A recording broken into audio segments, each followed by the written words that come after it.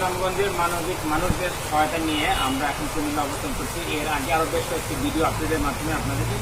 আমাদের টিম সুনামগঞ্জের কার্যক্রমে বর্ণনা দিচ্ছিলাম, আমরা কি করেছি আজকে সারাদিন। তো আমরা এখন আজকে প্রায় মধ্যরাত আমরা যে ভবনে আমাদের থাকার ব্যবস্থা হয়েছে সেই ভবনে আমরা আগামীকালকে আমরা ফেনী দাগন ভুইয়া দেওয়ার জন্য আমরা প্রস্তুতি নিয়েছি এবং সেখানে আমরা আগামীকালকে মুড়ি, বিস্কিট, তারপরে হচ্ছে খাবার স্যালাইন, বিশুদ্ধ খাবার পানি, মেস লাইট, আমাদের সাথে রয়েছে মোমবাতি রয়েছে, এইগুলো নিয়ে এখন আমরা এখনো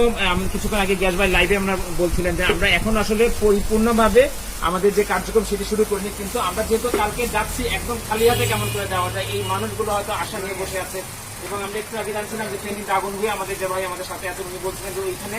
অনেকেই এখনো পৌঁছাতে পারেনি। এবং আসলেও আজকের দিনে আমাদের বাস্তব অভিজ্ঞতা হচ্ছে যে যারা ঢাকা সহ সারা দেশের বিভিন্ন জায়গা থেকে ত্রাণ নিয়ে আসছেন তারা